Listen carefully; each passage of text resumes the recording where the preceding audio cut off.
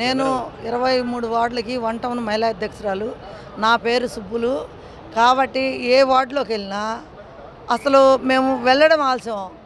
ఆరతలు పట్టుకొని అమ్మా మీరు తప్ప మాకు మా జగన్మోహన్ రెడ్డి గారి ఆధ్వర్యంలో మీరు సీటు తెచ్చుకున్నారు కాబట్టి కంపల్సరిగా మీరు అత్యంత మెజార్టీతో మిమ్మల్ని మేమందరం గెలిపించుకుంటామని చెప్పేసి ప్రతి ఒక్కళ్ళు కూడా పెద్దగా నీరాజనం పలుకుతున్నారు.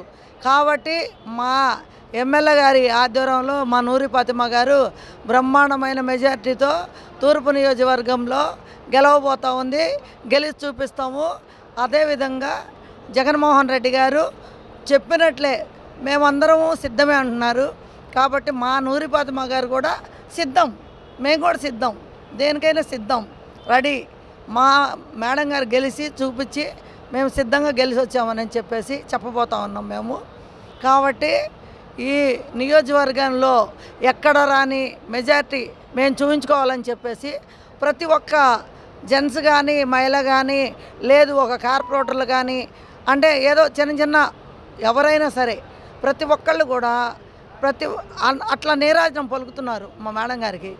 కాబట్టి జగన్ గారి మీద జరిగిన దాడిని మీరు ఎలా చూస్తారు?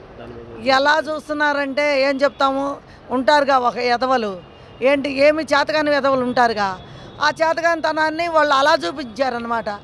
ఆడి 100 మంది వచ్చినా ఎన్ని పార్టీలు వచ్చినా కూడా జగన్మోహన్ రెడ్డి గారిని ఏమీ చేయలేరు ఎవ్వరు కూడా. అది జగన్మోహన్ రెడ్డికి జనాల్లో ఉంది.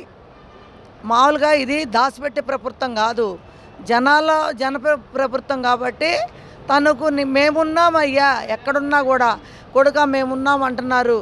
అమ్మ అయ్యా మీరన్నా మాకు మీరే కావాలని చెప్పేసి ప్రతి ఒక్కళ్ళు అంటున్నారు. చిన్న చిన్న పిల్లలు కూడా అంటున్నారు, జగన్మోహయ్య మీరు తప్ప మాకు ఎవరు వద్దు, ఈ నాడు నేడు చూసుకొని ఎప్పుడన్నా ఏదన్నా స్కూల్కి వెళ్ళాలంటే కూడా ఆ స్కూళ్ళల్లో కనీసం వాష్రూమ్స్ ఎక్కడన్నా చూసారా? మరి ఈరోజు చూసుకోండి మీరు, ఇప్పుడు చిన్న ఎగ్జాంపుల్ అదే చూసుకోండి. మరి ఇంక అంతకంటే చేసేది ఏం లేదు కదా, అందరికీ తెలుస్తుంది కదా. ఎవ్వరు ఏమీ చెయ్యలేరు. చూడండి ఎన్ని పార్టీలు వచ్చినా 175కి 175 గెలిచి మేము చూపిస్తాము అని చెప్పి మేము సిద్ధం అంటున్నారు.